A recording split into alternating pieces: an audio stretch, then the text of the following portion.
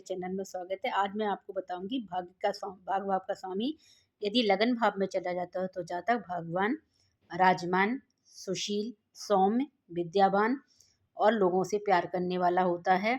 अपने पुरुषार्थ से अपने धन कमाता है और भाग्य भी उसका साथ देता है।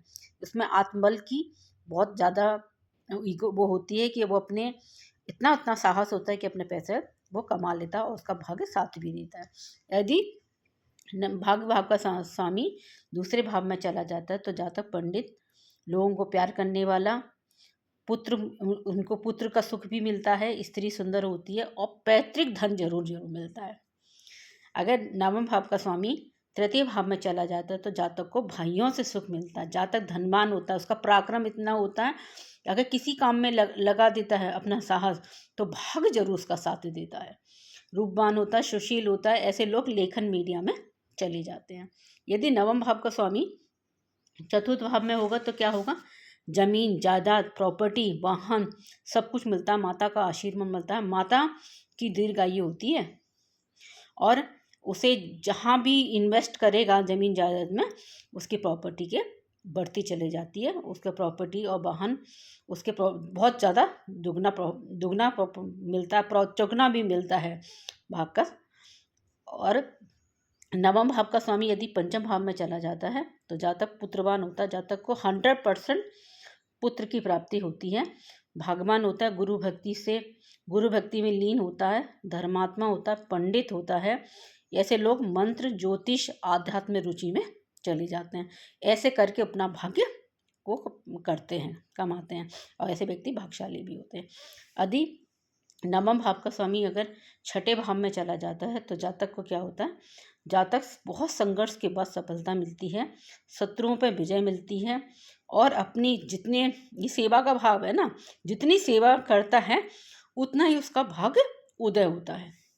यदि नवम भाव का स्वामी सप्तम भाव में चला जाए तो क्या होगा? जातक की स्त्री बहुत सुंदर होती है, रूपवती होती है और शादी के बाद उसका भाग्य खुलता है।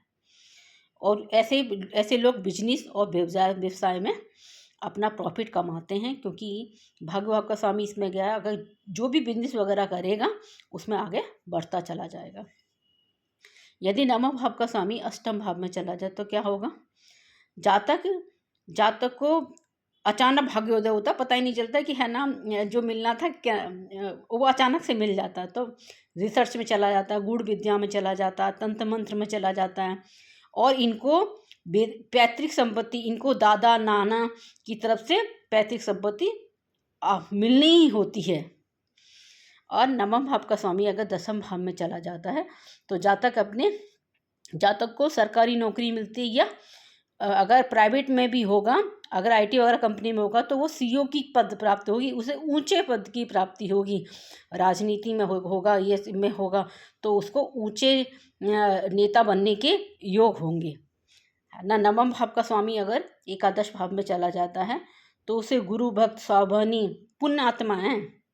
पुण्यात्मा ऐसा व्यक्ति क्या होता है? पुण्यात्मा होता है। इसलिए अपने अच्छे कर्म करता है तो इसके पैसे की इस पास कोई कमी नहीं होती, मित्र भी अच्छे होते हैं। यदि नवम भाव का स्वामी द्वादश भाव में चला जाता है तो जातक का धन है ना, जातक का धन अतिथि में तो लग जाता है, पर है ना उसको लाभ भी मिलते हैं। उसको विदेशी अगर बिजनेस करते हैं तो लाभ मिलेगा, विदेश में जाने का योग मिलता है, मोक्ष मिल जाएगा, साधना होगी, दान पुण्य से ही अपने भाग्य को जगाएगा। जितना भी दान पुण्य करेंगे उतना उनका भाग्य साथ देगा, पैसा ऑटोमेटिक आएगा। यदि नवम भाव का स्वामी नवम भाव में हो तो भाग्य मिलता है, पिता से आशीर्वाद मिलता है, पिता ऊंचे पद पे मिलेंगे, ऐसे गुरु का साथ मिलेगा जो सच में ही आपके भाग्य का निर्माण करेगा। ऐसे व्यक्ति बहुत ज़्यादा सफल होते हैं, इनका भाग्य भाग के भाव में है तो ये कुछ भी चाहेंगे, कुछ भी करना चाहेंगे, इनका भाग्य साथ देगा।